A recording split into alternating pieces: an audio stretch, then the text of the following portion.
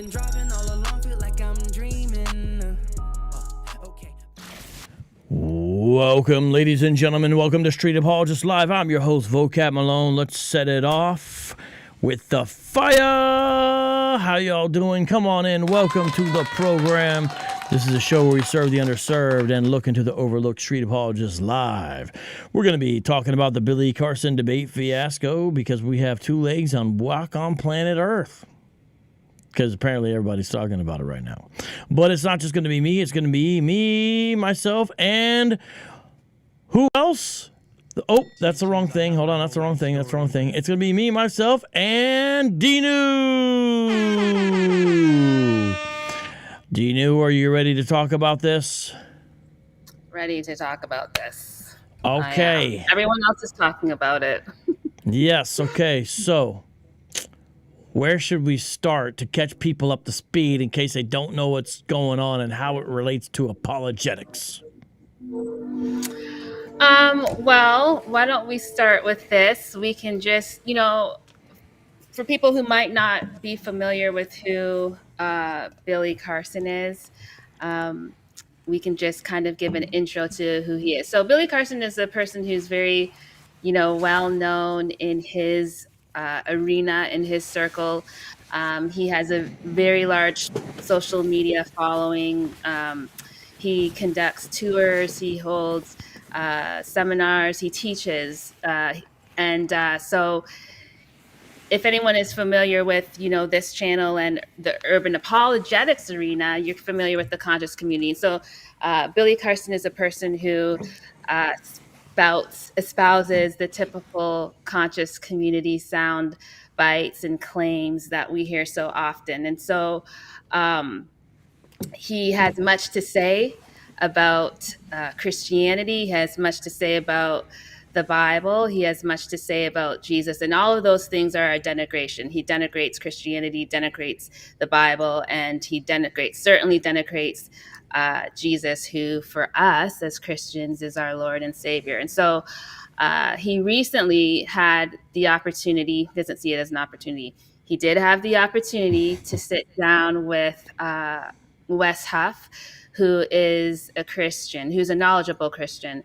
But he's not only a knowledgeable Christian, he's a Christian apologist. He's not only a Christian apologist, he is a scholar. He's not only a scholar, he's an expert.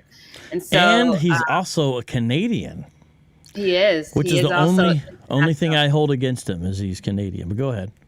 Oh, well, Lord Jesus, help him. Help both. Yeah, help him. Yes, that's right. Yeah, help him. Yeah. So, he had the opportunity to sit down with West, and for anyone who has seen the debate, it's pretty clear why Mr. Carson was trying to get this exchange not public. He was trying to have it just remain in the bushes and in the shadows so that people couldn't see what transpired. But for those of us who saw what transpired, I think it was pretty clear that Mr. Carson isn't as knowledgeable as he has been, as he's been purporting to be all of these years. So that's it in a nutshell. That's exactly right. And, this channel did have a small part to play with this fiasco. Mm-hmm. Do you think that's right? Yeah. I mean, so what happened was, the video was released by the host for a very short time. And once that short time expired, it was nowhere to be found on the internet. Mm-hmm. And of course, the people who did have it and who attempted to post it on their platforms, it swiftly was removed for various reasons. Some people took it down on their own, but some people were encouraged via YouTube to take it down. But once you got hold of the video, I mean, you have, for people who are, again, familiar with the channel, you're very familiar with, you might be familiar with, the threats that come to this channel and, in many different forms. And so you weren't really swayed by any intimidation. And so you posted the video. I think this is where people found the conversation first. Of course, it wasn't without commentary, which a lot of people had a problem with. A lot of people had a problem with the amount of commentary that was inserted, but they didn't understand that had to be done, or else Right. it would have been removed like everyone else's. And so Yes. this was kind of like the first place that it was. And then I think it kind of, after that, became a snowball effect. Like people were kind of encouraged that, oh, okay, I guess my channel will be okay if I play this. So, And here to give his perspective on the matter, last but not least, the one and only one. Hold on, I'm gonna do that countdown again. 1, 2, 3. BK Apologist in the building. The show has finally worked out. Welcome to Street Apologist Live, my man. So have you heard what's said so far, BK? We're trying to catch everybody up. Yeah, man. Yeah. Now, let's give BK his flowers. You were one of the main or only urban apologists. Now, some of the mainstream apologetic channels had covered Billy. But as far as in the urban apologetic sphere, I think you were like the only guy really going after him with your content. Is that right? Within the UA, I think so, yeah. Yeah. I know IP has done some stuff, and What Do You Mean as well. But within the UA, yeah. Hey, man, is your voice sore? You coming down with something? What's going on? Yeah, I just finished doing a live, so my voice is a little shot, but... Did you almost die at the hospital? Who? Oh, he's a funny guy. No, but actually, you know what's funny with your little voice, like, crack or whatever? Bro, you sound like... You sound so New York right now. You sound like your Timberlands wear Timberlands, you know? And they're wearing do-rags, right? Yeah, but I'm saying, like, with your little voice, like, when you got it rougher like that, bro. You know? Yeah. Okay, so BK, catch people up on some of the stuff that Billy's been saying that you've been going after way prior to this fiasco. I mean, he really is just a regurgitation of the ancient aliens theory. What's that? That's though? all he's been doing. What is that? How do you find that? The ancient aliens theory. Well, unfortunately, you see a lot of that in what's known as the History Channel, which, by the way, is not a history channel whatsoever. Mm-hmm. Maybe at one point it was, but now it's just entertainment purposes. The theory is that these amazing structures that we see in Egypt, the pyramids, and all sorts of investments, did not come from the indigenous people, but it came from space aliens, right? From the planet Nibiru or Planet X, depending on who you're listening to, and it's the Anunnaki, right? So as opposed to it being a pantheon of deities, it's a race of highly advanced beings that came down to enslave us mere mortals to do their bidding because they needed gold for us to mine gold and give them food. So that sounds about right. You down to watch right some in line video? with scripture. So everyone, are you guys down to watch some video clips? Let's go. All right, let's do it. First, let me give a little quick shout out to the live chat. Shout out to Belinda and PRF and Caldwell. Caldwell, you did a great job yesterday on your program. You always got good content. Doki Doki, thank you for all the love. Prime Minister, how you doing? Nate 2D2, one of the best mods in all of history. Righteous Through Christ. Who else we got up in here? Ham Sunshine, how you doing? Ice Noob and Bella Vance, and my favorite white label consulting, Ted East. Oh, Rishako, we got Creole, my bad. It says Yondell with the first and only super chat. Thank you very much, my man. Appreciate that. Pastime Gaming and Carm. Carm, what's up? Adela SOL. And we've got RFB and Dan and Cooking with Billy. That's the last. All right, so let's go ahead. We're going to play some clips. It's going to take me a second to set this up as far as the parameters. But, guys, let's watch this together. We're going to react to it. This is going to be our review of this stuff and catching you up on the fiasco as we go along. So, audience, are you are ready. All right, let's go. That changed me and transformed me belief-wise as a person. And okay, it says he's in the green room.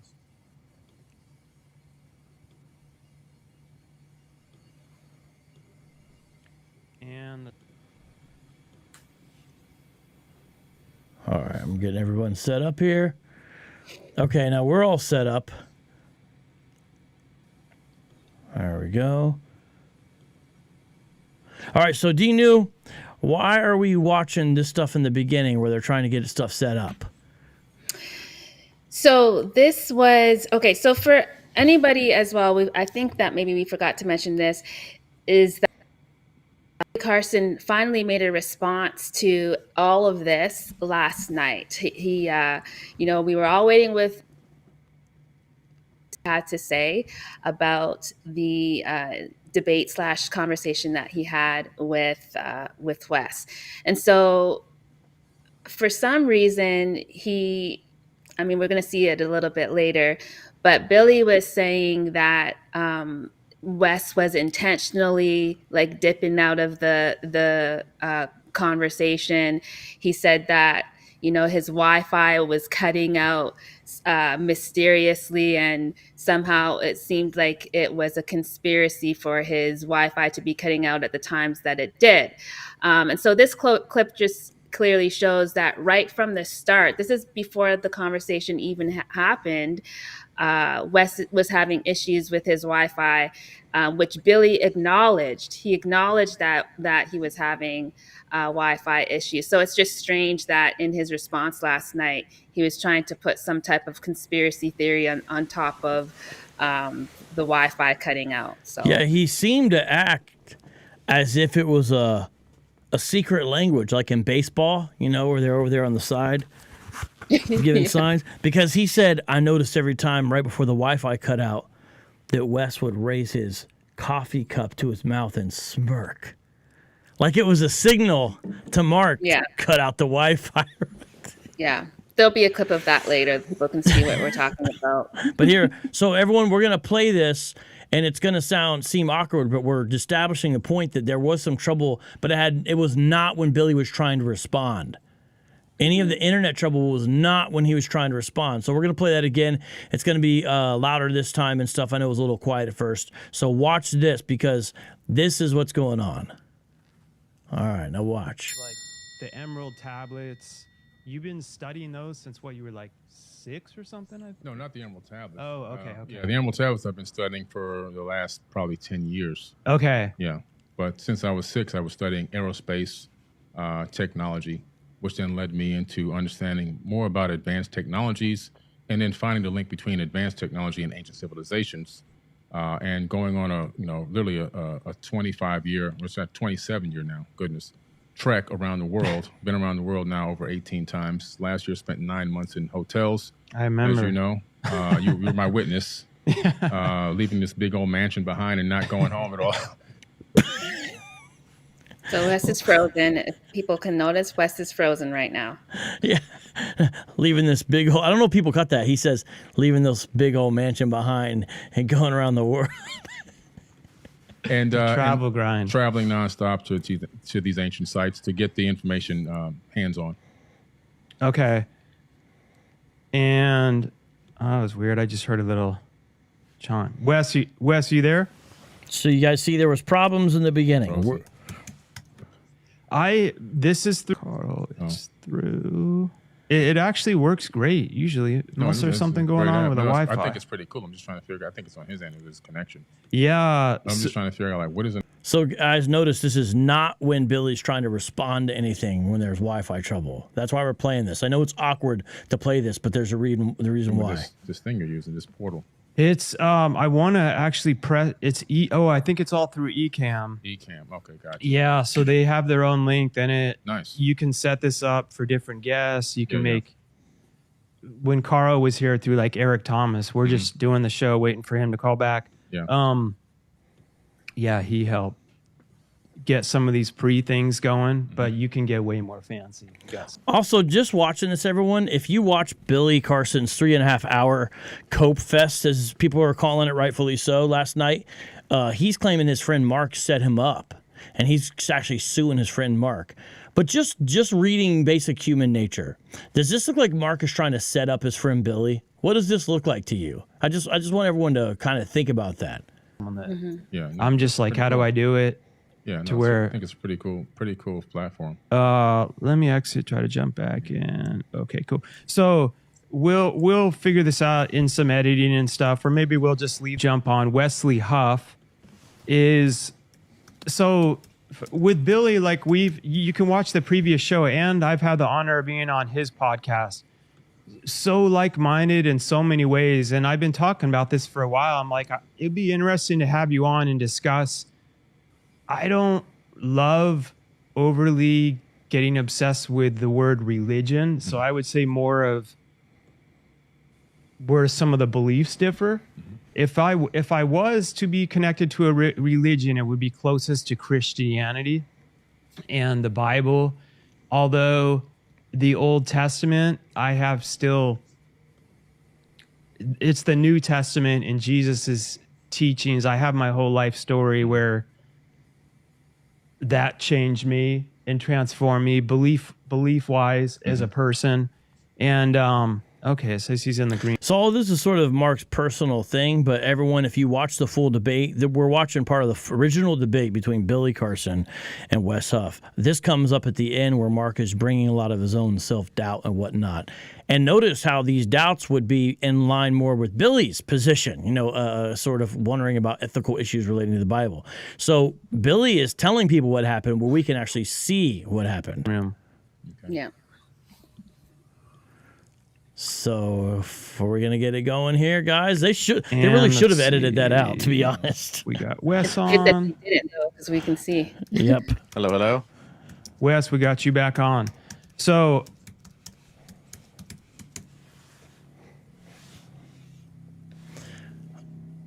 All right. So that's the beginning. That's how the debate started, right? Didn't really necessarily start off with a bang right there. BK, when's the first you heard about this debate? Do you remember? Where were you? It was through. Where was that? Yeah. I think I was scrolling through Facebook, and it was, you know how the Facebook will suggest reels to you, and I saw. And actually, this is my first time I ever knew who Wes Huff was. I didn't know who this guy was. It's like, I had a debate with Billy Carson. I'm like, wait a minute, you did what? Yeah. Now, why'd that catch you? Why'd that catch your attention? Why'd that catch your attention? Because I've never seen him debate one-on-one with a believer before. So, I mean, to my knowledge, you know what I mean? So I'm like, he said one-on-one, I actually had debate. I'm like, get out of here. So I looked at the reel, and I'm like, oh, okay. So that was my first time. That was my first time. Yeah. And did you ever think it was going to come out? No. No. Not at all. Not at all.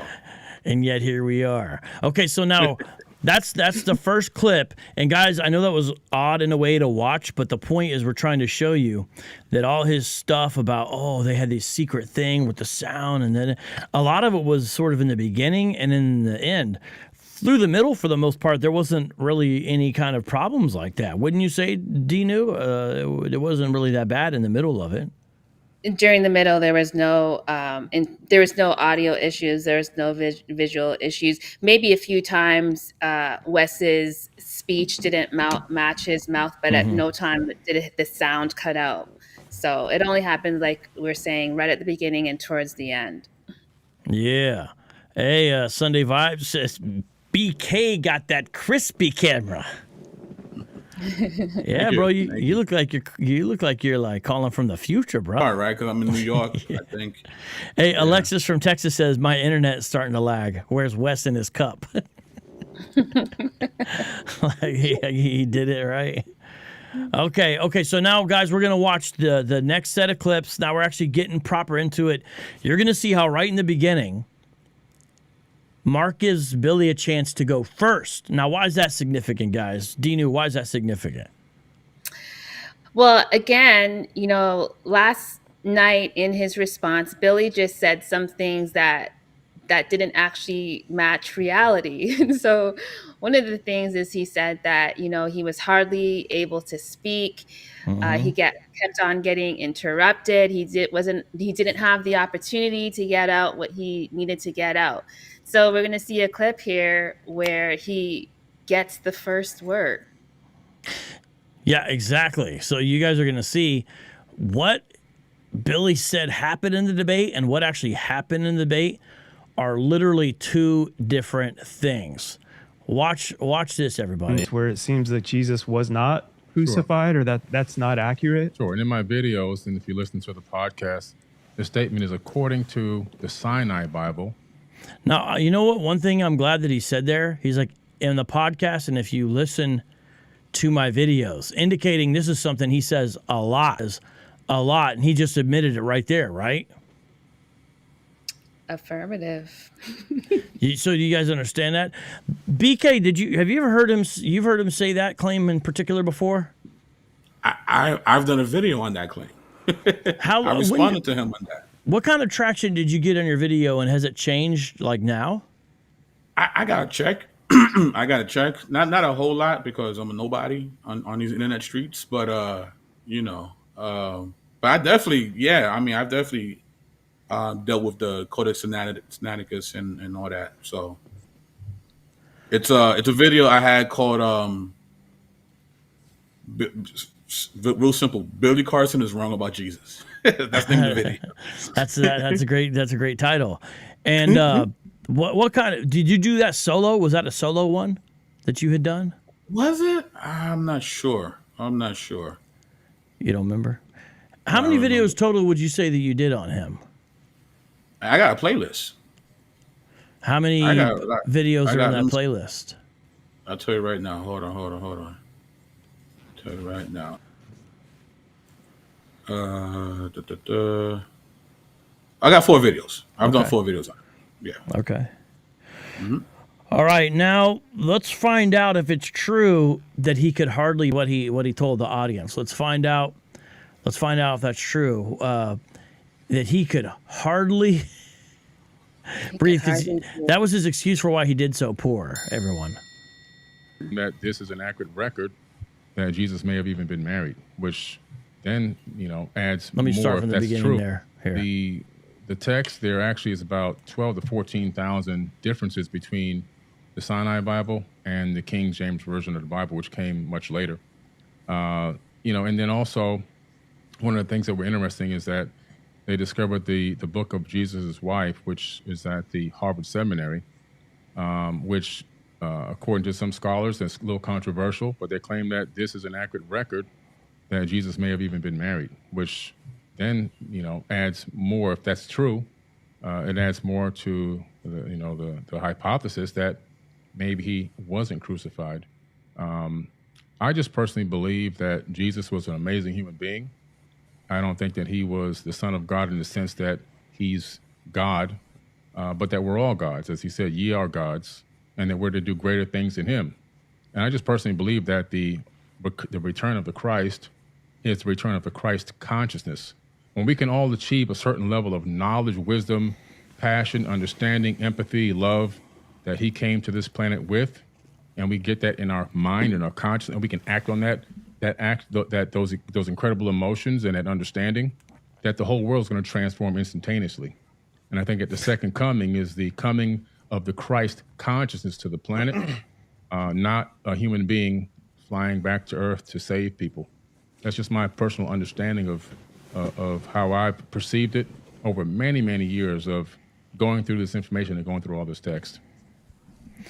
So notice, everyone, he says he's been going through this information for many, many years, and he speaks with great certainty and confidence.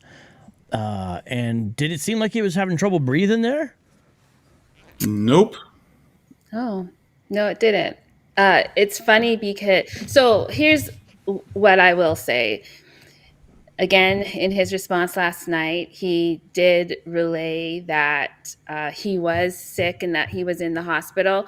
And I don't necessarily doubt that. He did show some evidence of, being in the hospital with his hospital bills.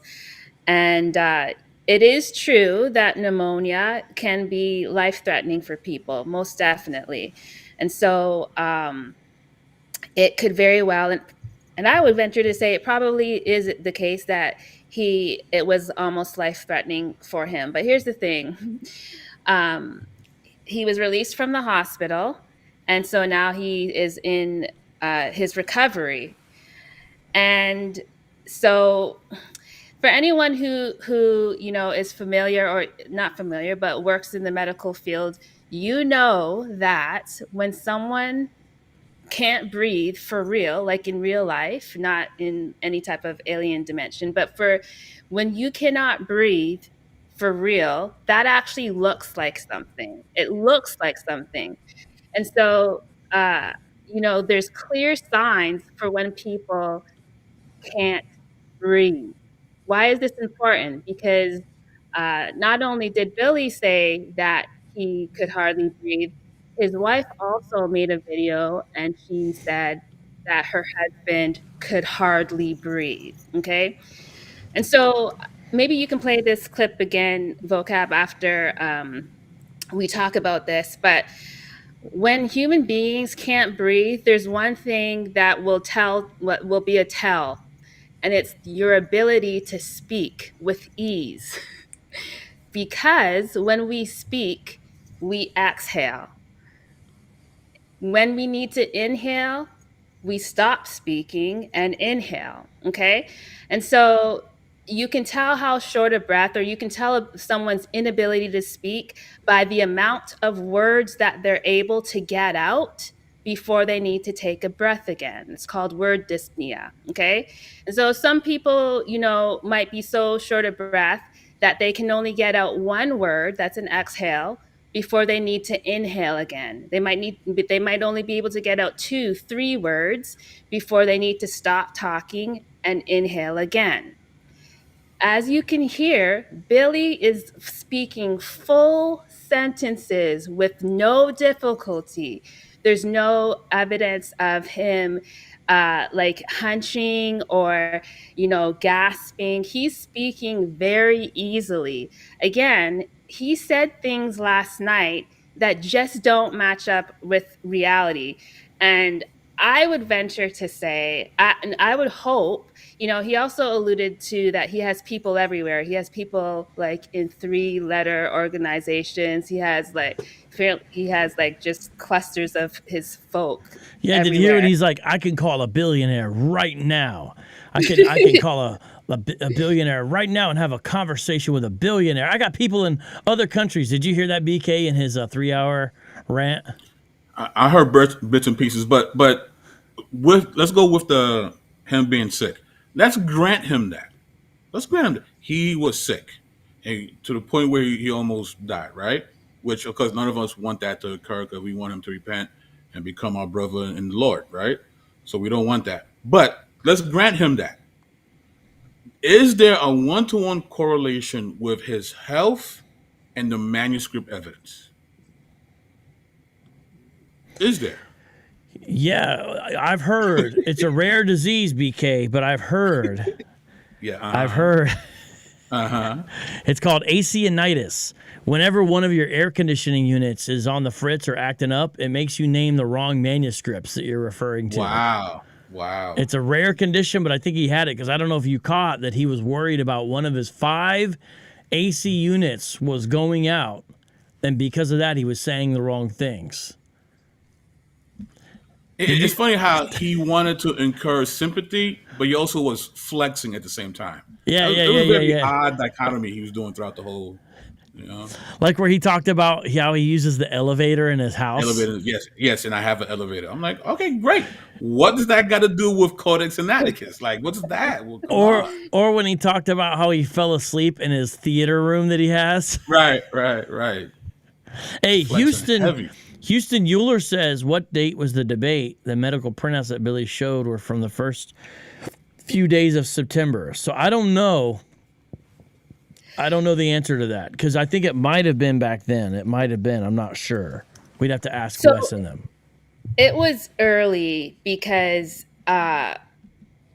Mark was sitting on it for at least a month. At least that's a low ball. He was sitting on it at least a month before it was released, and so I think it was around. It was either around early September. I'd venture to say, as someone on the outside and not on the inside, but September-ish, August end-ish. Evita says there's a video from September 26th where he said he was in the hospital. Since that week, he said he was feeling stronger and getting better. Yeah. But I mean, I feel like, so I was in the live chat for a good amount of time last night. Part of the time I was doing other stuff, but I wanted to see what he was going to say. So it was off and on for 3.5 hours. It's like 3 hours and 15 minutes or something like that. Over 3 hours, I'll just say that. And I remember, the comments are flying by. There's a lot of people in there. You saw it, right? Mm-hmm. Right, Mm-hmm. And I remember like catching some of them, and I was like, these are not really in his favor. Like every now and then someone will be like, Billy's not always right, but he's still got the truth, or religious people are so hateful. Every now and then you get something like that. But I was noticing a lot of it seemed like the majority of the comments were, yeah, right, or making jokes about what he was saying, or are people really believing this? Did you guys catch any of the comments in his own live stream? What was your takeaway from that, BK? I mean, there was one that was like, Billy, I love you, but bro, you're wrong. yeah. It was like people were having their own come to Jesus moments in the chat. It's like, I like you, man. I like your stuff, but at this moment, you're not doing too great, man. You need to really own up to it. There was a lot of those. In this live chat, people also got some funny comments. Alton Johnson says that he may have overexerted himself while swimming in his pool of money. Possible. K-Dub says 3.5 hours of gaslighting. Yeah, Evita's right. They were drowning him in the comments. Yeah, and actually, it's his mods were removing a lot of the comments as well. So it was actually more than we even were able to see.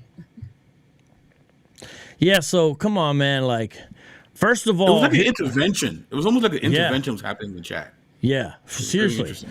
First of all, everyone should understand, regardless of what he was saying, he's been making these claims for years. So everyone should remember that. Second of all, he goes around saying he's the foremost expert and authority. He literally says that. And he talks about like how he's been studying certain sciences since this young age. So like this shouldn't be any challenge to you, Billy Carson, regardless of what's going on. So it's funny because he called Wes and Mark like feminine or something, or at least Mark, he called him feminine, his like own friend. And he was saying all this kind of stuff. It's like, bro, who's the one sitting there making all these excuses? If you're going to use that kind of thing about like question someone's masculinity, Billy Carson, I think it would be you right now. You're the one who's saying you can't function and all this, and your wife is mad at you. I mean, I'm just saying. Yo, check this out. Simon Phoenix says Wes gained 40,000 subs after that debate and counting. I didn't realize it was that many. I knew it went way up. I didn't realize it was that much. Whoa. By the way, thank you also, Simon Phoenix, for the super chat. I'll put your comment on the screen. But DNew, you're about to say something. I don't remember what it was going to be. No, I'm sorry. That's okay. I'm so sorry. Okay, so everyone should subscribe to K-Dub and Alton, by the way, and do not forget to subscribe to BK Apologist, the one and only, and go on his Billy Carson playlist. Nate, can you maybe grab the Billy Carson playlist link that BK has? So let's watch this next clip. Just a second, ladies and gentlemen. It might take me a little second to set this up. The text there actually is about 12 to 14,000 differences. Okay, so we've got that one. That's where showing he doesn't have shortness of breath. So if you watch the actual video, it doesn't seem like he has shortness of breath like he was saying. Can I also say this to Vocab, just right there? we all see that, Billy still has supporters. Obviously, he still has supporters, and he still has people who, will also deny reality with him. But I would venture to say that he also has supporters who uh who work in the medical field. And I would love for those supporters specifically to watch the video and see if if the infamous Billy Carson is actually telling the truth. Like, look at him yourself during the video and see if the man that you revere so much as a truth teller is telling the truth. Sure, maybe the Jesus stuff will fine, whatever. But is he telling the truth about how he couldn't breathe? I would love for someone to show the timestamp of him being unable to breathe. That would be perfect. I would love to see it. People got all these new nicknames for him, like Billy Cope Carson. I saw that in the live chat, and Carter Goodson is calling him Billy 2:30 a.m. Carson. There's all these. He's got all these new nicknames, appellations. Okay, so this one you're going to see how at the end he's like, "Hey, great conversation. Let's do it again." And it's like, yo, if you. In his live stream, he was like, "This was an ambush. I was betrayed by my friend. I was backstabbed."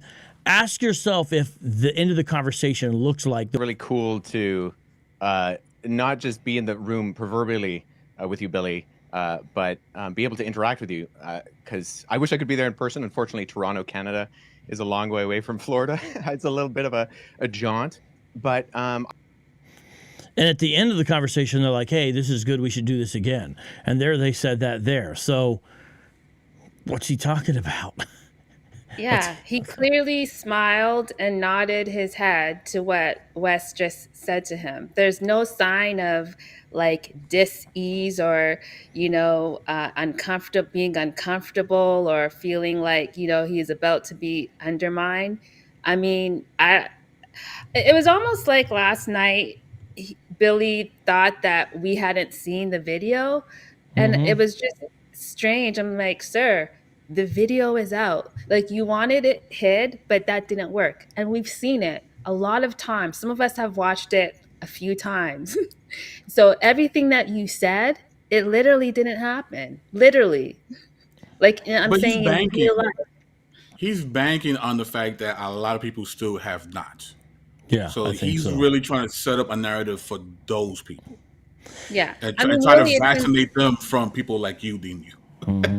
it's in line with what he's been doing for years, right? Like outright saying things that aren't true. Like, this was just a little like teachable moment of what he's been doing for years. Clearly saying things that aren't true, where people have the opportunity to check it out from the South, but they don't, and they still, go along with him in the delusion. I think it was his hubris that underestimated the effect that this conversation he had with this one Christian would be. I don't think in his mind this was going to be viral. He's like, yeah, I can acquiesce a couple points here. No one's going to care because I'm Billy Carson and he's who again?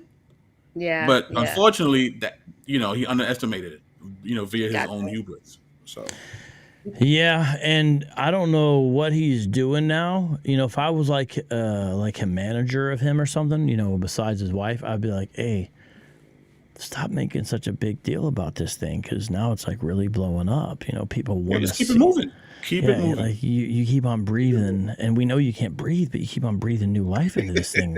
You keep on breathing new life into this thing, Billy.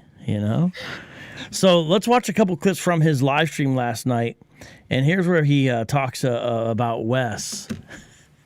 Just give me a second, guys. I got to get this shit up. These are all so awful. And it's like, Billy, we've seen the video. There's a classic statement. I think it was a judge who said it. It said, "Who should I believe? You or my lying eyes?" It's like, we've seen it. How are you going to tell us what was happening, man? Come on, bro. But again, he's... yeah, well, first let me say, I think it's really cool to... Go ahead, BK. Sorry about that. Go ahead. No, again, he's just banking. There still might be more people who have not seen it than have. And he's hoping to, put a poison the well for them. Mm-hmm. Yeah, I agree. Yeah. Wes. He is a person that's heavily involved in the super left NDP. They're backed by religious zealots. A lot of them are with the University of Ontario, which we've already been in talks with the University of Ontario. And they're heavily involved in bribes for false information and doing a lot of what you would call research. If somebody... Hold on, wait. So I forgot about this part. Wait, hold on. So hold on. I want to watch that again. Hold on. DNew, tell us why this is important, because I forgot about this part. This part's hilarious. Go ahead, DNew. What's going on? It's hilarious. So for anyone who's familiar with, international university names, there's no such thing as University of Ontario. You can Google it if you want. Don't trust me. You can Google it. There's no such thing as the University of Ontario.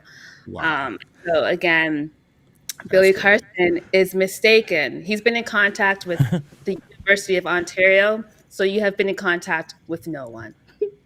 Now, you probably got it mixed up. He meant University of Toronto, but he said University of Ontario, I think 3 or 4 times during his live stream. Again, he misspoke. Where have you heard that before? So, guys, I just want you to understand, Billy Carson he's laying some kind of conspiracy theory through what he's saying is the university that Wes is associated with. And so then he's going to say they do lots of research and they're known for taking bribes. But the thing is, there is no University of Ontario. So what is he talking about? And then he says we've been in contact with him. With who? With who? With who? You might as well talking to Rep Van Winkle. What are you talking about? And then he also makes reference to Vancouver. For anyone who's familiar with international cities, Vancouver is nowhere near Toronto, Ontario. It's on the other side of the country. And so again, this is your king. This is, and That's wild. So this, I mean, honestly, this just shows that he's be lying. He's be lying. Houston says NDP is a political party in Canada. They have 25 of 338 in their House of Commons. So he said they were super left. Guys, did you get the impression that Wes was super leftist? Not that I observed with my little eyes. The conservative Christian is a super leftist. Well, His theology is not liberal. He's definitely not a liberal. That's what I'm saying. He's got a crew cut, for goodness sake. Only myself says I live in Ontario. He's a liar. Yeah. Tell us about Ontario. Yeah. Johan, he used air quotes for research. People even know this. Avita, there is no University of Ontario. So people be knowing this. Yeah. Again, this is just the video last night was bad for many reasons, but it just showed it's just a microcosm of his years of what he's been saying. He says wrong things and he shoots it off confidently, right? It's, oh, he taught to University of Ontario. Oh, he's serious. No, he's not serious. He called them and no one picked up. And there's a lot of, he has a penchant for red herrings, right? Because he went into this whole diatribe about missing scriptures in the KJV. And again, let's grant him that. Missing verses, right? You know what verse isn't missing? The ones about the crucifixion. Yeah. Right? That's the point. Like, let's talk about that way. Yeah. Last night, shout out to Carm, by the way, shout out to Warrior Woman. Last night when he's talking about, look at this research, and he had like a black and white PowerPoint on the screen. This is when a couple of people in his live chat were like, he's cooking. And without citations, by the way. That's what I was going to say. He's like, look, this is from Biblical Archaeological Review. I subscribe to BAR. That's what it's called, Biblical Archaeological Review.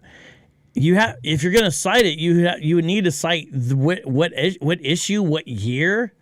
He just put Biblical Archaeological Review. It's obvious he pulled it from somewhere. And I'm going to tell you something. I think some of his responses are from ChatGPT, because I remember he says, you could see Wes looking up stuff on ChatGPT. What? I don't think Wes needed to look up anything on ChatGPT. I could see Billy needing to look up stuff on ChatGPT. I feel like this accusation is partially an admission, you know what I mean? Because I noticed when he was like trying to say reasons for why Karen King might have admitted the gospel of Jesus' wife was phony, it seemed like he said to ChatGPT, what are reasons why Karen King might have admitted that this is fake? It read like that to me, but he said, and well, concerning that, right? Because he said that she felt compelled via academic pressure. Right. Yeah. And I just thought it was so amazing that he knows what lurks within the conscience of Karen King. Like, how do you know that? Yeah, let's just stop here. Let's talk about that. So, hey, live chat, if you're coming on in, I know there's a lot going on with this Billy Carson debate fiasco. But we've been covering it. We're not going to cover every element of it. BK was way ahead of the curve. He was covering Billy Carson's false claims way back when. Kudos to him. DNew's got a lot of the details on it. I was involved a little bit when I jumped on Ruslan, and Ruslan informed me about it, and I said, I'm not going to let that stand. I'm going to play my little role in getting it out there. So I did a live stream interview with Wes. During that, I said, if you've got the debate, send it to me. People send it to me. I reviewed the debate. To our knowledge, I was the first person to review it and have it stay up. So John Clash and some others beat me to putting it up, but theirs didn't get to stay up. So the thing is, it stayed up. Then I was just a tiny little wave, like, shh. Behind me was a giant tidal wave of much more people of all types and stripes with way bigger channels. And now we're on this side where he's done a 3.5-hour Cope Fest. If you want to see more about that, watch Marlon Wilson, Gospel Truth Channel. Excellent 50-minute explanation of it. He plays the clips. It's a perfect, you don't want to watch 3.5 hours, but watch Marlon's explanation of it. He just dropped. It's so good. Every video I've seen, everyone's dropping like fire videos nonstop after that. There just so many people are dropping great videos about this. So now here we are, and we're saying we're looking at this, and we're remembering some stuff he said during the debate. We're gonna play some more clips. Don't worry. But one thing specific was this idea of the gospel of Jesus' wife, and he talked about that last night in his 3.5-hour wine session. The gospel of Jesus' wife came out 12, 14 years ago, something like that. And Karen King brought it out. Now, I knew Karen King. I don't mean I personally know Karen King. I'm saying knew of is what I mean when I say that. From the Da Vinci Code days. As a young budding apologist, the Da Vinci Code was one of the first things I ever made a video on. If you go back to my oldest channel, I think it's still on there. I don't know, Nate, can you search for Da Vinci Code and see if the really old video, like for me talking about Da Vinci Code, is still on my channel? I don't know if I've made it unlisted or not. I was talking about it. So here's my point. I went to Mesa College Library during the Da Vinci Code days because he was talking all about Gnostic gospel stuff. And I checked out a bunch of works by Karen King and Elaine Pagels because they were both academics who specialize in this area. Both had a liberal bent. They are not on the conservative Bible-believing side at all. Both are at Ivy League schools. And both are knowledgeable in the area, even if you don't always agree with them. And they're known as being more responsible. They're not like a bunch of the yahoos on the internet.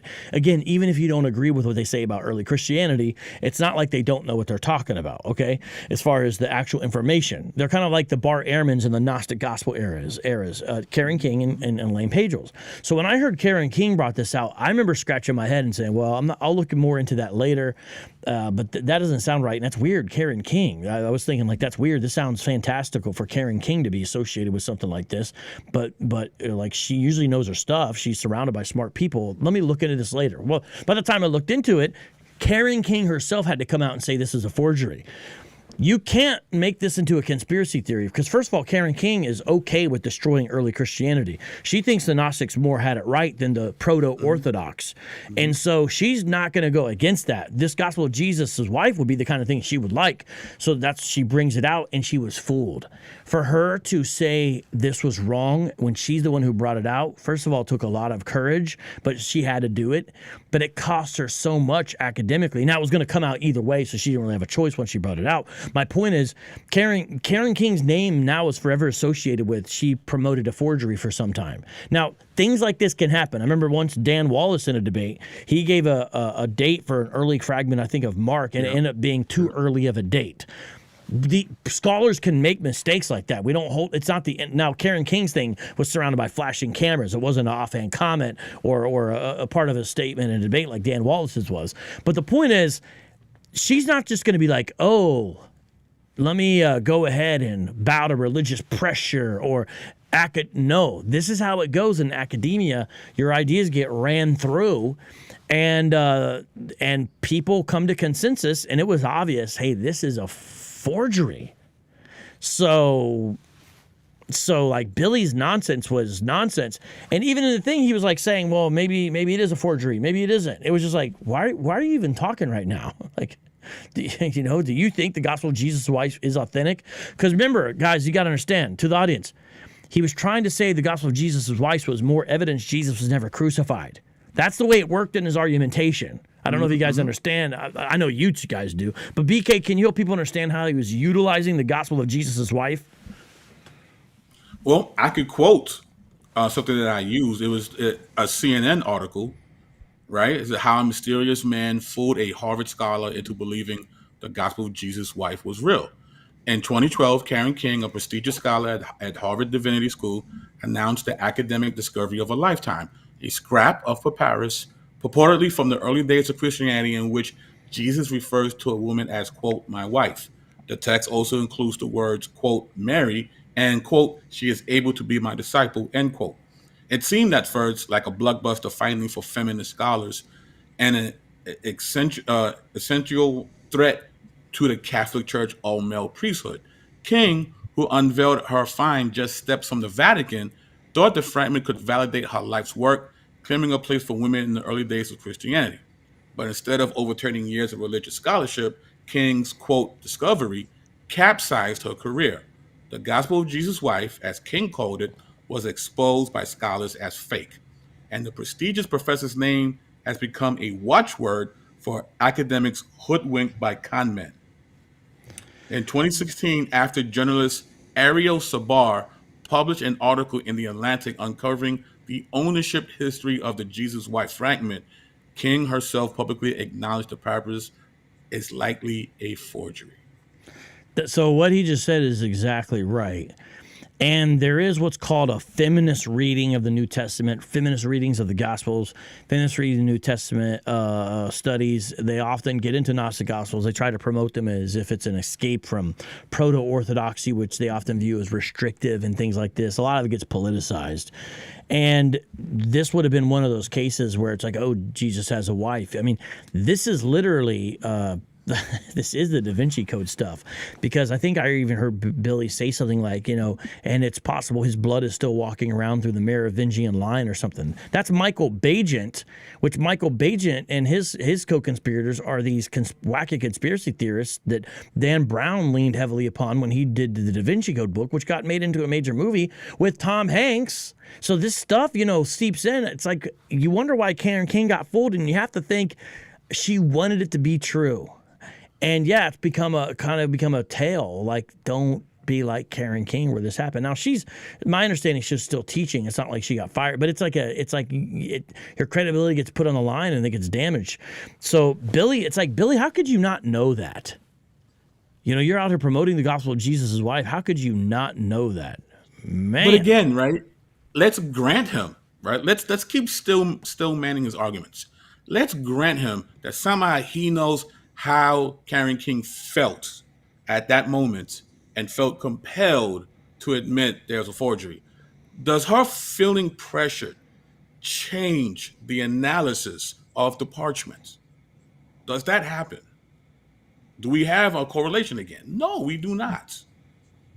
We don't. No correlation. All right, so let's go back to this University of Ontario clip. And just realize what a liar he is, because he's talking about he's in contact with the university and he's telling you a profile of a university that does not exist. Again, it'd be like if I was like, just think of a fictional character. I'm like, yeah, the other day I was talking to Bilbo Baggins. I was talking to Bilbo Baggins, and Bilbo Baggins, he's known for eating a lot. He came over and cleared out my pantry. This Bilbo Baggins character wanted some shoes. I couldn't find any shoes for him. I'm gonna sue Bilbo Baggins. In fact, he's defendant number 4. It'd be like if I was talking about you're like, Bilbo Baggins doesn't exist. Why are you talking about him like he's real? That's what's going on here, people. So watch this. He is a person that's heavily involved in the super left NDP. They're backed by religious zealots. A lot of them are with the University of Ontario, which we've already been in talks with the University of Ontario. And they're heavily involved in bribes for false information and doing a lot of what you would call research. If somebody has real knowledge, if their word is so powerful, if they're got to do all this for little old Billy Carson, why they got to come for little old Billy Carson? Right? Why Billy is Carson, that? It seems you're as if 1.5 million sub, Billy Carson. I have an elevator in my own apartment, Billy Carson. You're in my movie theater. I left my big mansion, Billy Carson. How you little old Billy Carson? Also, it's like, this guy goes around attacking the foundations of Christianity every chance he can get. He's like, why are they coming after me, man? Right? Why is that? It seems as if they just don't have the power they thought they had. Billy Carson does thing. It's called, his whole shtick is forbidden knowledge. Other people have pointed this out, the irony of the name. This debate has become forbidden knowledge.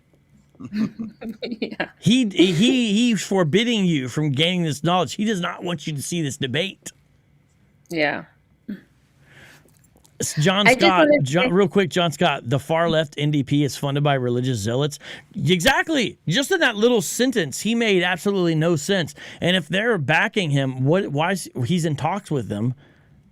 Why? What is it? He's in talks with them? What is he talking about? But go ahead. I mean, are liberals usually religious zealots? At least for the gospel? Liberals? Yeah. Really? The religious zealots for the different. Adela says, well, don't forget his 5 air conditioners. Yeah. Oh, man, this is crazy. He should not have done what he did last night. I think he needs to start a new campaign, everybody, to scrub from the internet his live stream last night and then sue himself for defaming himself. He should become. I've heard he's in talks with himself. Billy's in talks with Carson. Someone asked us Billy Carson his real name. The answer is no. He's William Tyrone Carlson. His real name's not Billy Carson. Better call Tyrone. It's funny. He's like, notice how it's all like a worldly flex. Like they don't have the power. They think that, Billy, you're the one who doesn't have the power that you think you had. You're threatening everyone with lawsuits, and you thought people were going to take it down. You thought this wasn't going to get out. You thought you were going to flex on people, but they're not worried about. They're not afraid. Like, Yeah, this is, something that we say a lot. I mean, at least I say it a lot with, just the groups that are of ideologies that are housed within the conscious community, is that for some reason, it's a fact that they've had years and years of just, going hard against Christianity and against the Bible. And they've had years of not having, responses that have been reciprocal to their attacks. They've had years, and just now, recent now that Christians are finally addressing them, somehow it's a problem. Somehow they feel Christians actually standing up for their religion, for their worldview, for, God. Jesus, as we know, Jesus is God. And when you denigrate our God, we're going to say something. But for some reason, as Christians are just supposed to sit in the corner and smile and be like, we welcome you to talk trash about our God.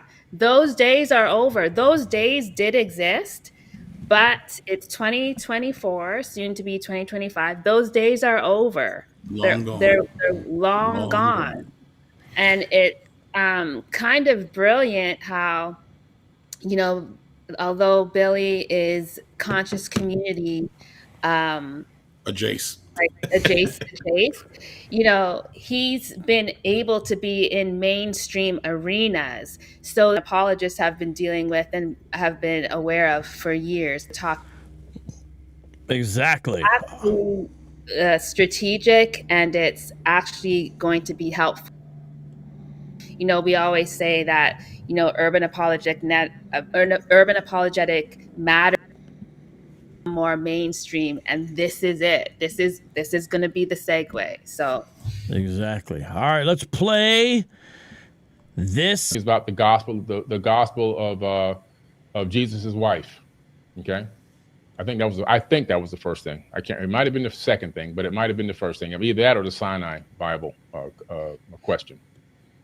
And I'm like, okay, whatever. So I give my answer about the gospel of Jesus' wife, you know, to what I knew about it. Not even a deep answer, just a very surface answer. I'm just like, whatever, man. You know, I'm just surviving at this moment. And then the gentleman, defendant number 2, he comes back with all this rhetoric about it's a known fake and it's this and that and everything else and it's no good and it doesn't exist and blah, blah, blah, blah, blah, or it's fake or whatever he's talking about. I'm like, okay, well, let me get my rebuttal in on this fakeness. But I never got a chance to get my rebuttal in because I had something very important to say about that, which I'm going to talk about tonight about the gospel of Jesus' wife. And I'm going to play a couple of short videos as well, okay? And then the second question, or maybe it was the first, like I said, I can't remember. And again, I was so sick and ill, to be quite honest with you. Maybe I did bumble my words a couple times with the Sinai Bible or the Barnabas text. It's quite possible. Look, some of y'all think I'm an alien, but I'm really human. Okay, I'm a person just like you guys are. And to that effect, and being in that weakened state, which he knew he caught me at one of my most weakest states. But I'm human. I might have bumbled the Barnabas text for the sign. You didn't bumble. You acquiesced. There's a difference. There's a difference. He said I had a powerful response. What, you had that Chat GPT black and white PowerPoint already ready, Billy? I think that the thing that can't be lost on us is that he's been saying these things for years. Like this debate with Wes is not, even if if it was a fumble on that evening, he's been saying that same thing for years. And so it's his not own preset packet. Yeah. It's his own preset packet. Mm-hmm. So he would have to say that he wasn't, you know, at his full capacity when he said it all of those other times, whether it's from, you know, recovering from pneumonia or something else. He would have to say that every other time he said the exact same thing, he was dealing with something where his mind wasn't clear and, you know, he wasn't as concise as he could have been, which... Right. My video, Billy Carson don't know Jesus, I'm rebutting those claims that he made in the video. Yeah. Mm-hmm. Yeah. Those same claims, the same exact claims. And who thinks Billy Carson's an alien? Like, what's... I don't. I know some of you guys think I'm an alien. I mean, you're strange, but I don't know about, you know, you being an alien. Strange, and I like it. All right, let's. We haven't finished this. Shout out to Apologia Center as well. How you doing out there, bro? And to that effect, and being in that weakened state, which he knew he caught me at one of my most weakest states. He saw how I only weighed 206 pounds at his house. So I was very, very frail and thin. I've gained back now 15 pounds, but at the time I was very thin, just weak. But I'm human. I might have bumbled the Barnabas text for the Sinai text or whatever. It doesn't really matter. What matters is I never got a chance to answer any questions or get my voice heard. That's what really matters. But I'm going to break down the Sinai Bible tonight, and I'm going to break down the gospel of Jesus' wife and some other things tonight as well. I'm going to break them down the way that I wanted to talk on that video, but never got a chance to say anything. And then what they did was, they're pretty slick. So every time I had something really important to say or a deep question to ask, defendant number 2 video would just magically disconnect. Boop, he's off again. Oh man, he's off again. I don't know what happened. The first time it happened, I was like, that's strange, because it didn't happen when he was talking, and his video is very clear and crisp, like almost 4K. Then he comes, he gets back into the live feed. The first time it happened was before they started interacting. The first time it happened was, it was just him and Mark talking. Yeah, that's the first time it happened. Yeah, we played that in the beginning of the show. We played it. So listen. What he's saying? Oh. No, yeah, we played it. Yeah, go ahead. No, so I'm just saying what he is saying in this clip is literally the opposite of the reality of truth. What was Wes's quote? I just fear that your confidence doesn't quite match up with the truth of reality, something like that. Yeah, is that it what was Wes like said? I think Dowdy Ali says, my favorite Wes Huff quote: "The confidence might not actually be backed up by the reality of the evidence." Yeah. And the confidence that he has in Wes's camera cutting out is not being backed up by the reality of the evidence. The evidence is the footage. We have it. It's just very bizarre, to be honest. Enslaved by Truth says, things that never happened for 1,000, Alex. Yeah. People, It's there's people that are on a side though, like for example, people bringing up, but don't forget about the air conditioning, that issue. Don't forget about that. Oh, let me just say too, during the discussion, again, before and after, it wasn't an air conditioning that he had to see about. He said that he had to leave for a meeting. Do you remember that? Oh, well, it could have been a meeting for the AC. It could have been the AC guy coming over, I guess. I don't know. That's hypothetically true. I don't know. Still, I mean, it's like, why are we having to talk about Billy Carson's air conditioning? Like, why is he bringing up all this stuff that has nothing to do with the points? It's like, just stand on your square. And now he's like, I'm gonna get into it tonight. It's like, well, why didn't you get into it before, bro? It's like. I think every point of his response last night was a call for us to be reminded that we in addition to covering this, I agree with what Carm said, that we do need to pray for Billy Carson, because it's just, this is bizarre. This is bizarre behavior, with all due respect. You think it's a TBI, Don? So one of Anton, for those of you who are familiar with all of this, there's the gentleman who actually set up the conversation. He mentioned in his video that that Billy has a traumatic brain injury. This is allegedly. Let me lace everything I'm saying with allegedly. Okay.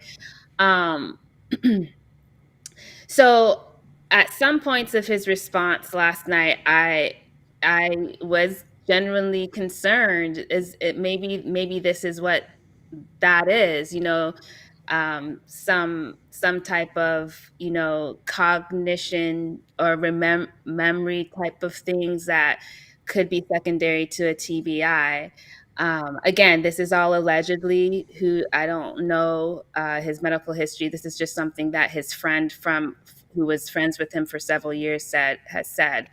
And if that's the case, then again, as Christians, we do, again, bottom line is that we need to pray for him. But the point is that this is just all very bizarre. Like his replay about the debate is totally opposite to what actually took place.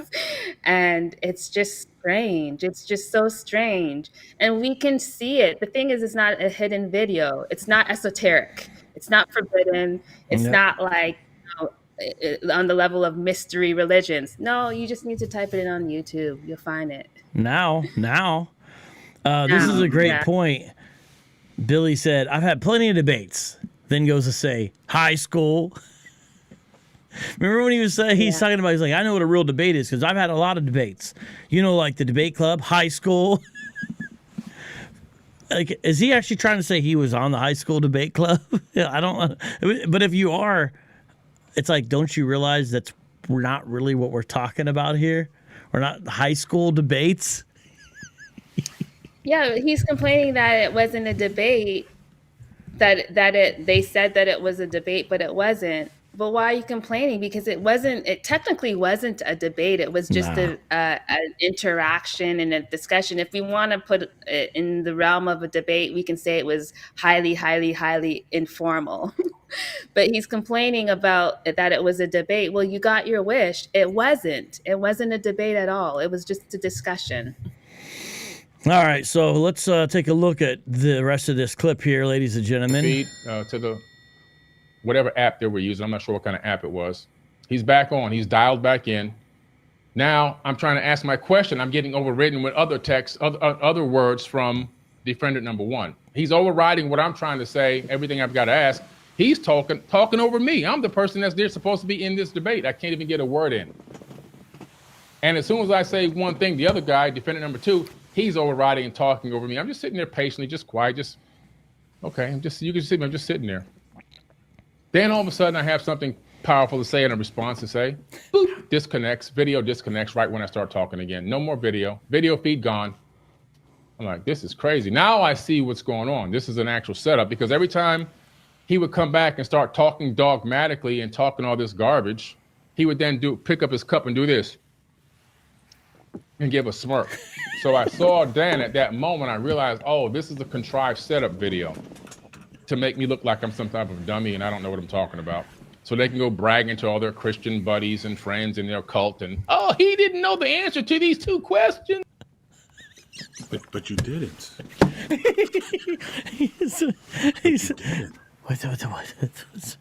Hey, everyone. I want everyone to watch the debate and just ask yourself, does Billy's recollection match up in any way with what happened? Now, look, we know there can be times where maybe people have somewhat of a different perspective, different angles, a different take. This is a whole nother level where he is literally telling you something that did not happen in a way it did not happen. He never got cut off. And unless it was maybe my Mark who was trying to defend him. I mean, yeah. At one point, Wes was speaking. They were talking about the slavery in the Bible, and Billy actually interrupted Wes when he was speaking, and Wes stopped what he was saying, and he said, "What's that, Billy?" Like Wes is the one who held back and interrupted his own self along with Billy and asked Billy to go ahead and speak. So again, I'm just not sure what he's referencing. He's not referencing the video that happened. Nope. Or the interaction that happened. Hey, live chat, drop some coffee cups in the live chat and drop some smirks. Drop give me some coffee cups and smirks, and if you got it, maybe a blank TV screen, like a monitor. The new Christian code for you're getting your butt kicked. Hey, I want to hear what the live chat has to say. So I'm going to set it up and I'm going to give people the interview link. And I want to see if they want to comment. Do you guys think that'd be interesting? I want to hear them sound off. Now let's do this though first. BK, if you could go first on this while I set this up to let people come in and give their opinion briefly. Predictions going forward. I want to hear all your predictions about what does the next year look like for Billy Carson? Give us details. Shake your 8-ball, bro. What you got? I want to hear in detail because I want to look back a year and see how much you got right. Go ahead. Take your time.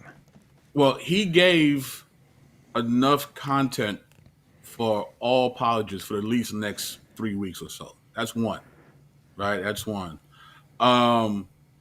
I think somebody who's smart will finally get in his ear and tell him, listen, bro, let this go. Just keep it moving and stop. Because he's going to go from trying to attack to completely ignore, which would be the wisest thing for him to do. So I think he might do another barrage. He might do another flourish against some of the apologists, but then he's gonna figure out, you know what? It's probably smarter if I just shut up and just keep doing what I'm doing. And that's it. I think that's it. Next year he'll be doing the next esoteric cruise, the next cryptocurrency emporium, the next whatever he does. You know what I mean? It's like he'll just keep doing it because he knows people are gonna follow. All right, all right. But if he keeps giving this attention, it's gonna cripple whatever it is he's trying to accomplish. So All right. somebody smart enough get in his ear and be like, "Listen, fam, ignore these Christians, keep it moving." DNew, predictions for this fiasco. What's going to happen? Well, I too do not think it's going to die down very quickly. I think that there's so much that was said in last night's video, as BK just said. There's so much that was said that people can really have just a great critiques, different critiques that will be different and unique to each person who decides to do one. So I also don't see him conceding. I don't see him, backing down. I don't see him kind of letting this go for a while. It seems like he's serious about these, cease and desist letters, and it seems like he's serious about, the actions of his lawyers. And so again, too, that's just going to keep this propagated and going. And I just think that the longer that it keeps going is more people, most importantly, I think that his followers or leaders, as he calls them, is really going to be able to see, what they're dealing with. And hopefully they do. I hope that people, again, even if you don't, and this is not an attack against Billy Carson, it's not an attack against his character or the quality of his character, but when people, Jude 3 says that we are to contend for the faith, right? And when people, come for the faith, the faith that was once delivered to all saints, when they come for that, we have to do. They did it 2,000 years ago, and we're still doing it today. And so as long as things like this keep happening, Christians are going to keep contending for the faith. Excellent. Exactly 100%. Now let's find out if we can get anyone to jump in here with us. We're going to try to get someone to jump in here with us and sound off. I have dropped the link in the chat for you to come in and make your opinion, your voice be heard about this Billy Carson debate. We'll take anyone, whatever your view is. I'd like to hear what you have to say. It's in the live chat. It's pinned, and it's also in the comment section. So it's in the live chat twice. Just click on that link, jump on in, show the camera. Let's hear some audio. I'd love to hear what some other people want to say about Camera this. must be on. Camera must be on. Yeah. So it'd be interesting to see what people say, because lots of people are talking about this, and I'd like to see what the audience also has to say. So come on in and let your voice be heard. BK, are you going to cover this again on your channel, sort of any of the fallout from any of this? I might do a couple of things. We'll see. It depends on how your Christmas goes. What's up? Well, that and my voice is shot. So. Well, I mean, how long is that going to last? Come on, man. Well, we'll see. But yeah, I mean, I don't know. It's a lot of stuff that I'm doing right now. But we'll see. Okay. Oh, Do you guys see? Do you guys the live chat? Do you see the link in there? I want you to come in. I'd like to hear your opinion. It can be brief. What's your opinion about this debate? What's your perspective? What are your predictions for the future about this? It's in the live chat. Click on the link. Come on in. Join this. So they got an open spot. Look at that window. Go ahead, DNew. Hey, Vocab. Anton's in the live chat. Anton, come on in. Can you click the link? Do you see the link, Anton? That'd be great to hear your perspective as well. It's in there multiple times. All right. We got Armand coming up first, and let's find out what Armand has to say here. Okay, Armand, you are live on Street Apologist. What is your perspective of this debate, and what are your predictions for the future? Go ahead. You know, first of all, I just want to say I appreciate what you guys do. It's really important to have apologetics online, talking to the masses, bringing young Christians over to the internet. It's made a big change in the community, so applause to you all. May God bless you. Moving on to the debate. That was hilarious when I first saw it, because I've seen this clown go around and talk trash about Christians for years, and no one's done anything about it. No one's said anything to him. No one's confronted him. No one's really made any public statements against him that have gained any traction. And now it's really come out. So the irony in this is hilarious. I think it's just a judgment upon him and his whole community to really show what they are, what type of people they are. And then on top of all that, he goes and sues some guy. And then he's stupid enough to do a 2-3 hour monologue about why he did it, which is the stupidest thing I've ever seen in my life. Any attorney you know will tell you, when you sue someone for defamation, don't open your mouth. Because he just admitted that he did the lawsuit only to make them spend money. Which is... He's like, I don't care if I win. I just want you to spend money on this. Yeah, he just admitted, and I work in the legal field too, so he just made an admission publicly that this was a fallacious lawsuit. So he can get sued now by every single person that he sued because of the statements he made. Even if they're not true, he made an admission. So it doesn't matter what type of case he had. He just blew everything, every opportunity he had. Yeah, hey, and if you give to Billy Carson, this is you support this, meaning part of the money you give is not to enlighten people, it's so he can slap lawsuits on people. He doesn't even care if he won or not. All right. Yeah. Thank you, Armand, for your perspective. Great. You're the first one. We appreciate you coming in. Now we've got Anton, defendant number 2. Are you number 2? I can't remember which one you were. Which one were you? You're 3, Anton. Baby. Oh, okay. I feel like I should put defendant number 3 on there. But Anton, what are your predictions for the future of what this is going to bring? What's going to happen if you had to guess? Lord have mercy, man. It's a great question. I think I've been around these people my whole life.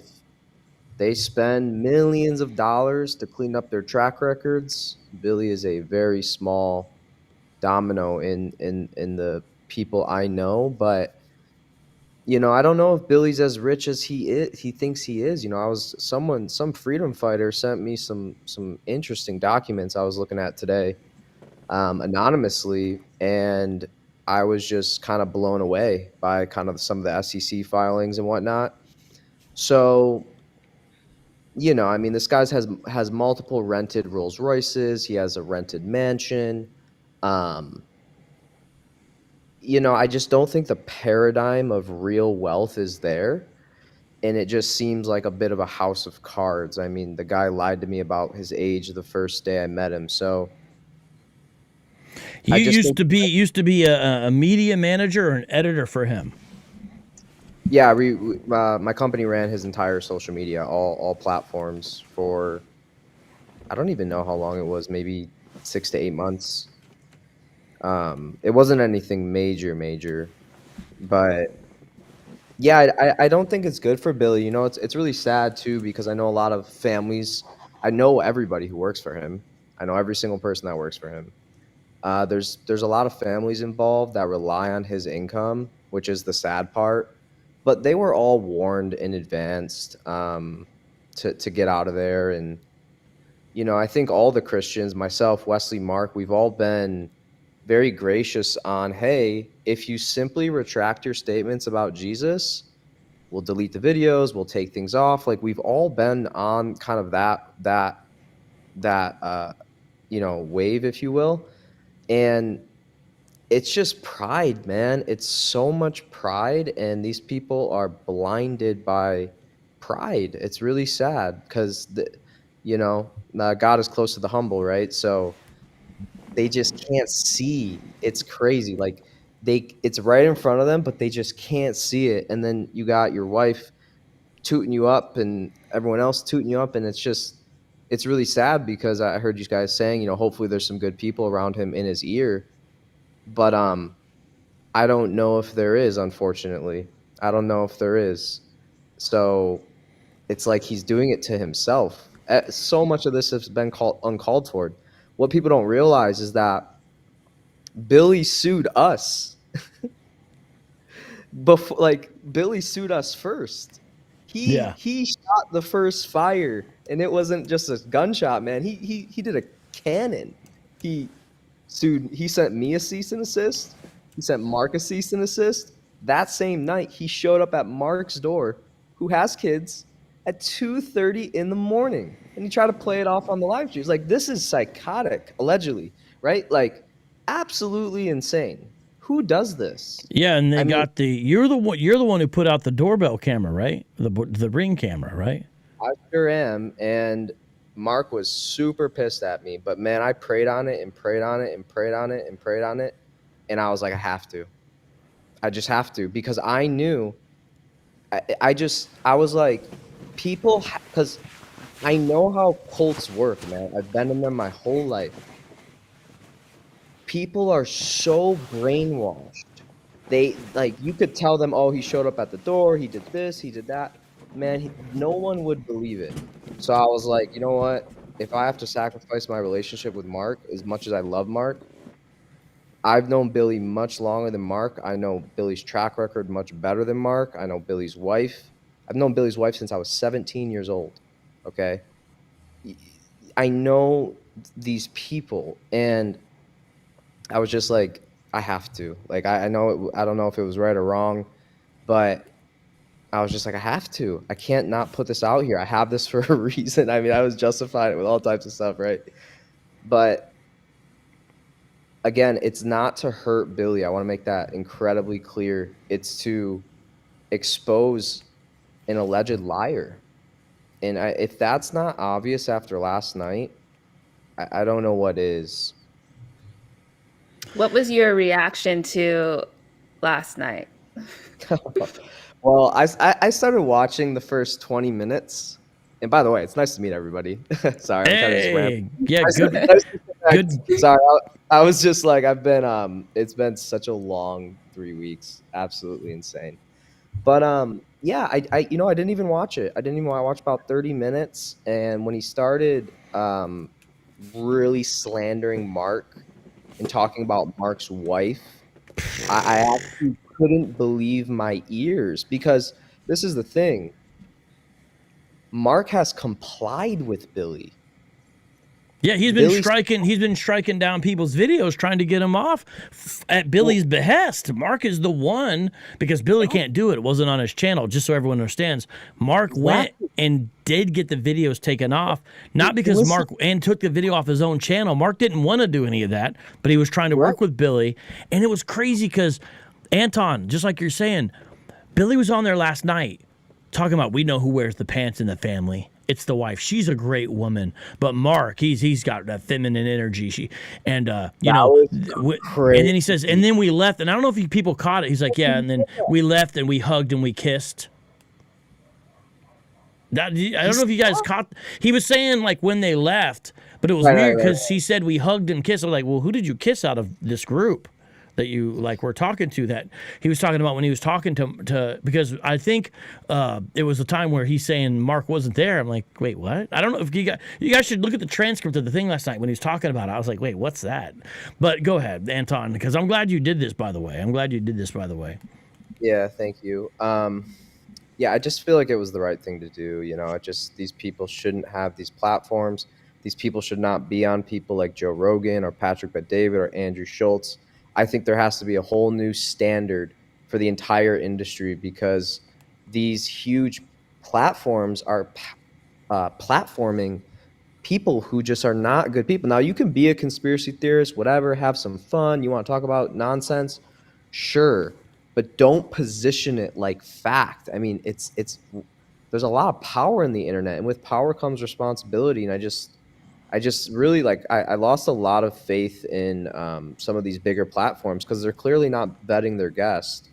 But anyways, to get back to the point, yeah, I didn't even watch the full thing. I watched about 20, 30 minutes in the beginning. Like I said, once he started talking about his wife, I was like, I don't want to hear this. Like, Mark is such a good guy. He owns a company called Dreamshine in Ohio that has been working with adults and children who have developmental disabilities since 2007. He innovated the whole healthcare industry in Ohio, beat the state of Ohio in a lawsuit when he was broke to stand up for the underdog. That's the type of guy Mark is. Okay. And he built this entire it's like a ranch, and they give the individuals there, they, you know, because what those companies try to do is they try to dehumanize these people. And Mark is like, no, we're paying a minimum wage, and they go in and they make these soy candles. I've been there a few times, and it's beautiful what this guy does. And his heart is so big, and to see how Billy did that, like, man, it was just so ruthless. I was like, whoa, where has Mark said anything negative about you? I could see if he did that to me because of my video, I could totally see that. And, you know, he tried to bring up my ex-wife that doesn't exist. That was really weird. Is an ex-girlfriend, but I mean, he got close, but big difference. Oh, did she go to the University of Ontario? No. Can you kind of speak to, because this is one thing that he said, that he was blindsided by this and that he didn't know that this was going to happen. You know, he's trying to throw Mark under the bus, that Mark just, you know, did this without his knowing. So can you kind of speak to that a little bit? Yeah, I mean, none of that's true. None of that is true. The one thing that is true in that statement is that Wesley wasn't a part of this discussion until about 24 hours before the conversation. But as soon as Wesley was confirmed, Mark texted Billy and was like, hey, we're going to have this extra guest. His name's Wesley. Here's his website, whatever. Check him out. And, you know, Billy obviously didn't do his due diligence. But that's the thing. Like, people think like Wesley was like plotting for weeks to prepare for this debate that all of a sudden Billy didn't know about. That's not how it went. Wesley literally got notified 24 hours before. So it was fair play. So yeah, that's just a bunch of crap. And also, when I edited this video, okay, me and this video, this production, everything that goes out on Mark's page is by me and my team. We purposely didn't edit anything in the podcast because I just knew he was gonna do something. I knew he was gonna say something. Yeah, notice how I was like, man, this guy's going in, but where's the podcast part? Real quick, we've got some other callers, so you can stay on for a second here, Anton, since you're vital to this. Chuck Morgan, I know you, so we're letting you call in without a picture. I know you're busy right now, but you've been around this kind of stuff for a long time because you were a member of the Nawabians, and there is a connection with Billy Carson and Nawabians. You've seen this debate. Chuck Morgan, sound off. Greetings, can you hear me? I can barely hear you, but go ahead. All right, yeah, I'm so glad that you. First of all, thank you so much for allowing me to come on, and greetings to your entire panel. Nice to see you. Thank you. I'm so glad you did this. I'm so glad this stuff is coming out because this guy has been under the radar for quite a while. And as soon as he steps his foot out there, now people who are qualified to go at him toe to toe, he can't hang. He's making up every type of excuse. I'm sick. I was asleep. I didn't have enough money to pay my bills, so I was traumatized. So therefore, I have to lose the debate. Instead of just boning up to the fact that you lost. You lost. But this is typical of these guys who's running these minor cults because this is the sort of thing that Malachi York has done. This is the sort of thing that Zechariah Sitchin himself did. But what he did was he was clever enough not to engage in a public debate. Because when the late Michael Heiser challenged him publicly to come out and confirm, attest the documentation that he claimed about Anunnaki-isms and Nibiru-isms, he couldn't do it and refused to do it. So he even went to his grave not debating anyone or anyone who was qualified enough to go at him toe to toe, as in this case. So Brother Billy slipped up. And I think his ego got a little bit too far out for him. And now he's reaping the rewards of stepping too far out there with the pseudoisms. And then it begins to consume him. He flew too close to the sun, as the fabled Kid Icarus. Now, Chuck Morgan, what knowledge do you have about Billy being influenced by your former teacher, Malachi Z. York of the Nuwabian religion?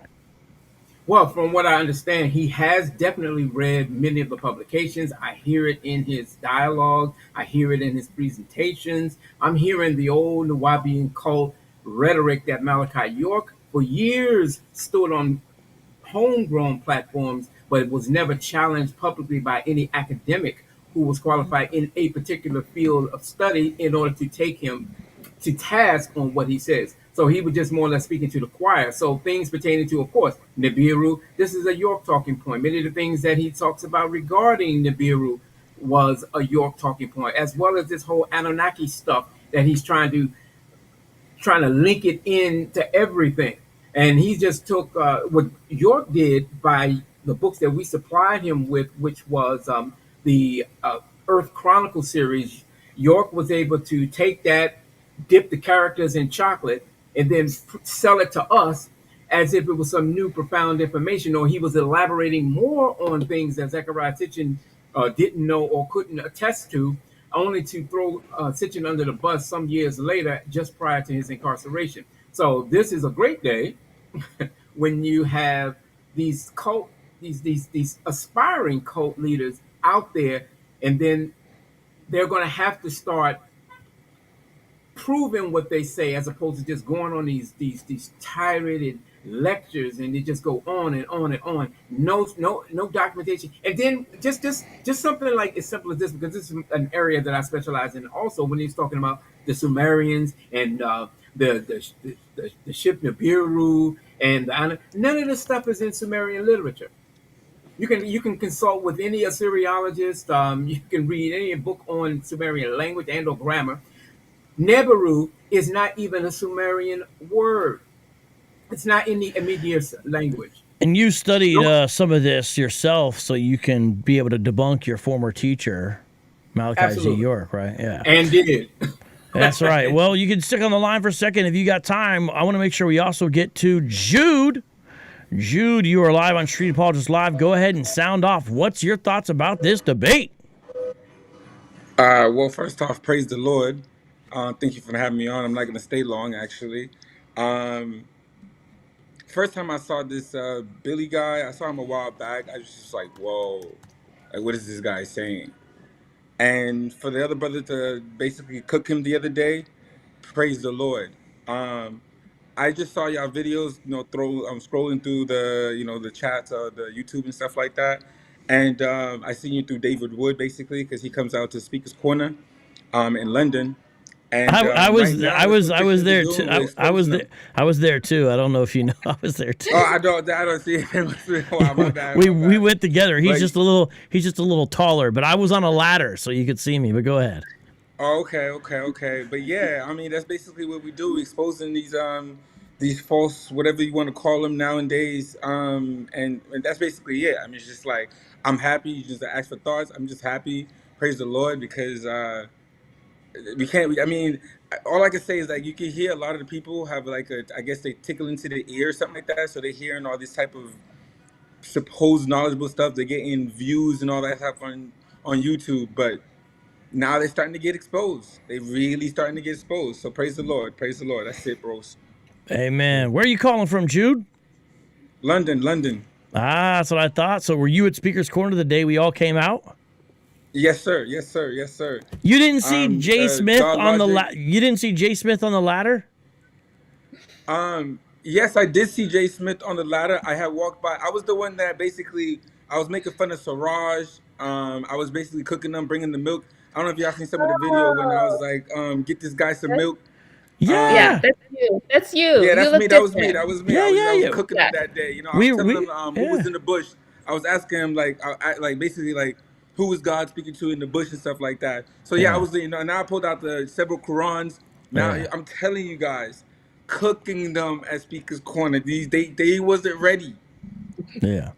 All right. Well, I appreciate you calling in, and maybe next year, by God's grace, I'll be at the Speaker's Corner, and then I'll get to meet you in Yes, person. please June. come back out. Come back out. All Praise right. the Lord. No doubt. God bless. All right.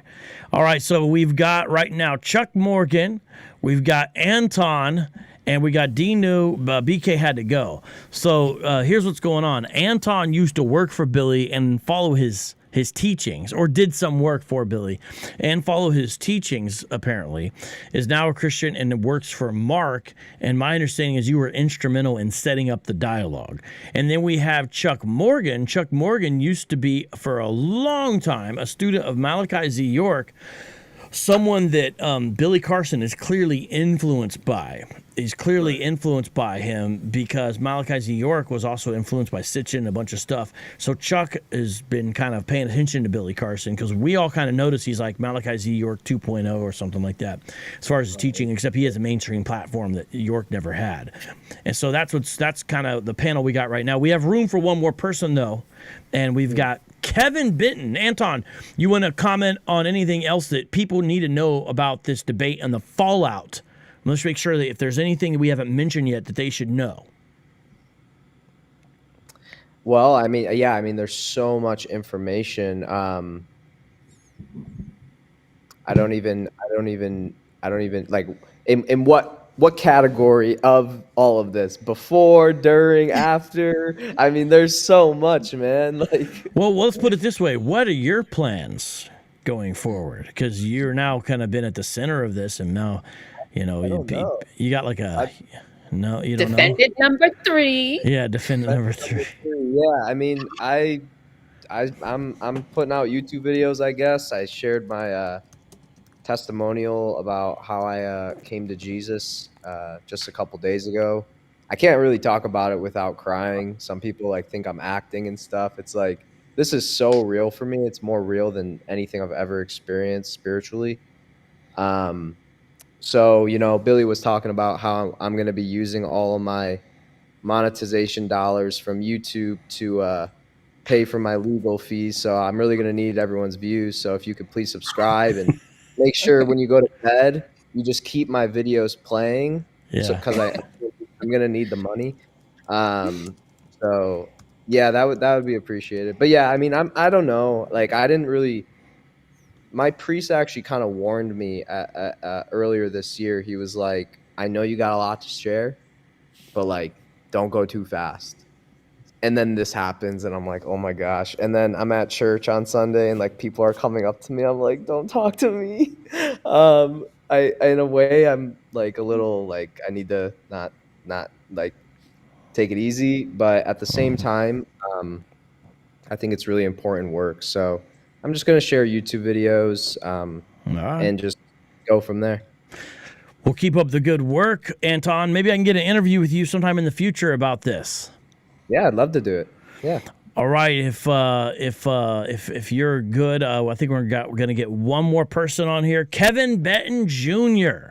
What's up, bro? Man? This guy is someone you guys also need to subscribe to. Kevin, how long you been following this nonsense?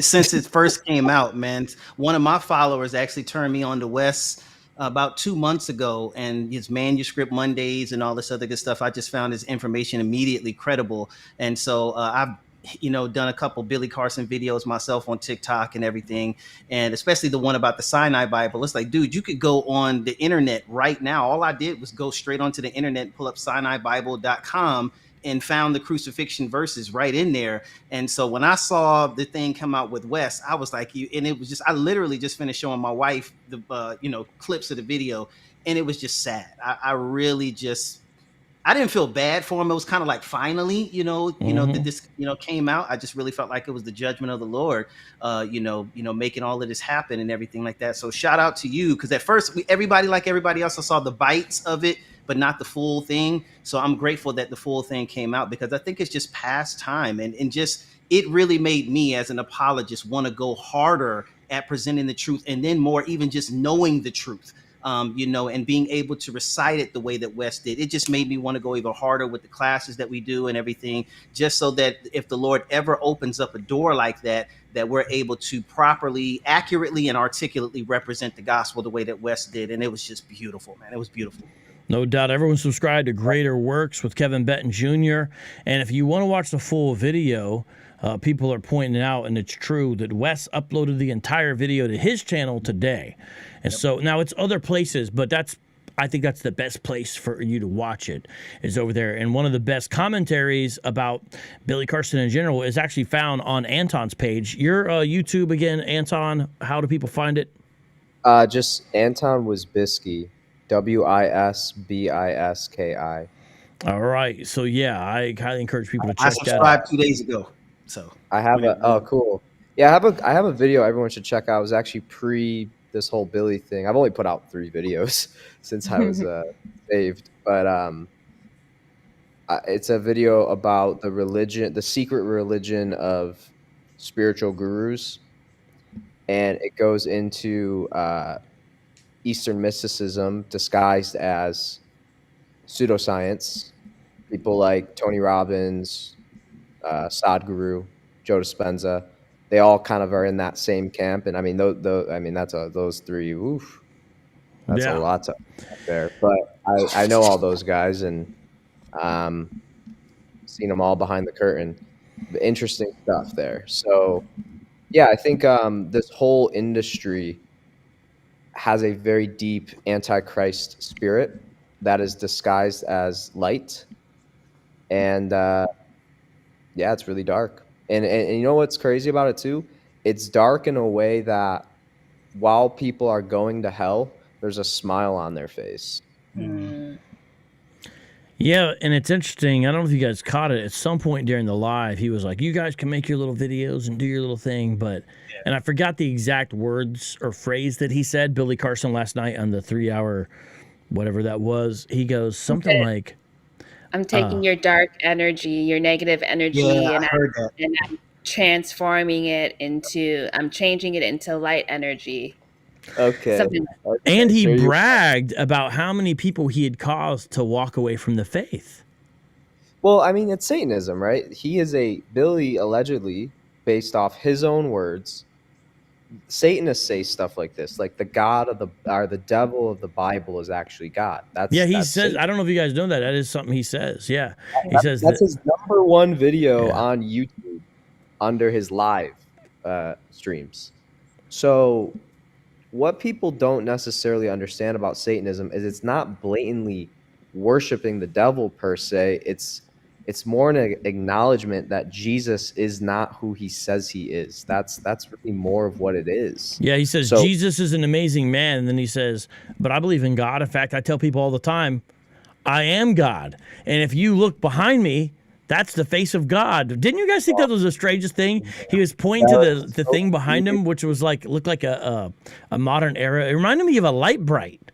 You guys remember the light brights? It's called the flower of life. It's like an ancient symbol. Mathematically, it's supposed to be like the frequency of God. It's bizarre, man. It's absolutely bizarre. Chuck, you know anything about the face of God, Chuck? We got you on audio. You know anything about that? Yeah, I thought that was funny as well, because that background that he had, I could send it to you. That's one from a book. I don't believe he necessarily got it, but he's definitely familiar with it. But that was one of the images that's on one of York's books. So you can't make this stuff up. Oh, so Malachi York's got the face of God in one of his books too. He has used that as well. Yes, I'd be happy to send it to you. But what Anton was saying in regards to saying that the God of the Bible is really the devil, or something like that. That's something that York is on audio saying. Word for word. Yes, word for word. That's it. In fact, even going as far as saying that that Jesus is the serpent in the garden. Mm-hmm. Yeah, that's like typical Gnosticism too, right there. Mm-hmm. Mm-hmm. But listen, I got to really make a run because I'm still at work. But I want to thank everyone for indulging me. Thank you so much, Vocab Malone, for allowing me to share with your audience and keep the faith going. Keep the information out there, because stuff like this has to be put to an end. The website, so Chuck, your website. My website. Yeah. Yes, my website, which kind of goes into this. You can use this as an antidote as well. Just go to the website, apologetics.com, and go to the area that says right knowledge gone wrong, and you'll find many of the Billy Carson talking points that York was saying years back in the 90s and the early 2000s, how it's easily debunked, especially the stuff pertaining to Sumer and Mesopotamia. Thank you so much. I'll talk with you soon. Yes, sir. So to those who don't know, Chuck used to be a follower of Malachi Z. York, who's actually in prison for some Diddy. Yeah, he's in prison now for some Diddy type stuff, but it's pretty bad if you look it up. And Chuck was a follower, and then Chuck now has a website exposing him. It's called newapiganism.com. Yeah, and so that's what. So Chuck has a really unique perspective on that. Being he used to be in it himself, but now he helps people be. And what we're trying to say, everybody, is, in urban apologetics, a lot of people have heard about Malachi Z. York and Newapian or Newapianism. And it seems like Billy Carson has a lot of similar teachings, like where he has to have heard some York stuff before. Not that it's just like random parallels, but I'm not saying he ripped him off wholesale, because he's also kind of doing his own thing. But it's clear that he's definitely heard him before, no doubt about that. Guys, I think this is going to go on for a while. I can't make it the only thing on this channel, but it's crazy that this many people are talking about it. I think it's mainly Billy Carson's doing, but ultimately it's the Lord's doing. Kevin, I look forward to seeing if you drop some material on it. And Anton, I pray that people pray for you with everything going on, because you're definitely being attacked through all this, but you've brought a lot to light that's very important. And DNew, keep on keeping track of all this stuff, because it's very confusing. We need someone to keep track of it all. Kevin, you got some Christmas stuff coming up with BK, right? Yeah, well, we just finished. So we just finished a 3-day class where we did online. We had 100 students register for it, where we were debunking the pagan myths of the origins of Christmas. So we looked at everything. We gave 10 primary sources for the date of December 25th and explained why it was chosen, or not chosen, but why it was believed to be the date of the birth the birth and the incarnation of Jesus. We looked at Santa Claus and the sources for that, the Christmas tree, all of these different other things that people come from paganism. And then we examined all of the imposters, Sol Invictus, Saturnalia, Horus, Mithras. We went into the primary sources for all of those things to show that the dates for the primary sources for Christmas far exceed by over 100, 200 years the dates for Saturnalia, Sol Invictus, all of that other good stuff. So if anyone's interested, they can go to my website, greaterworksdiscipleship.com, and check that out. So not only did we give them the full almost 200 slide PowerPoint, but we gave them all of the actual primary sources in PDF form as well, so that people can actually go into the primary sources and look them up as well. So shout out to BK for being a part of that. And a lot of people have been blessed by it. A lot of people are still getting tripped up by believing that Jeremiah 10 is about a Christmas tree. So we went into, examined that and looked at it and everything like that as well. So we had a great time. Adela was one of the students. She takes a lot of my classes. So we had a great time. And so if anyone's interested in that PowerPoint and everything like that, just let us know, hit up the website, and we'll make it happen. So appreciate you being on, man. I just wanted to jump on and say what's up. This whole thing has just been fascinating to me for the last couple of days. I watched 2 of the 3 hours, and then after a while, I was like, all right, I'm I've punished myself enough. You paid enough. You paid enough penance. I can just see Roman Catholic priests. The new thing. It's like, forgive me, Father, for I have sinned. Say 5 Hail Marys and watch 2 hours of Billy Carson's live stream. That's how you got. All right, man. God bless y'all. This was great. I might be on K-Dub's show tomorrow covering the same issues. So if it works out, it works out. You guys peep it out. Either way, much love. This was awesome. Thank you for the support. A lot going on. This just reminds you, ultimately, people, this is spiritual warfare. Yeah. I hope this is really... I wanted to bring that up. This is... I was like, yo, in a way, I was talking to my brother. I was like, bro, the only reason he's acting like this, it's going so crazy, because we got the sacred name, the name above all names, Jesus Christ. I was just laughing. I was like, that's the only reason, because you can't say that name. I mean, for somebody who's comes from the world I come from, you cannot say that name without people getting all types of ways.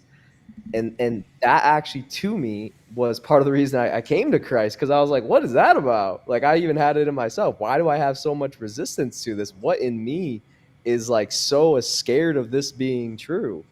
And man, once you mentioned that name, I think we just witnessed a internet exorcism. This website has been exercised. All right, y'all. God bless. Peace out. Much love. Have a great night.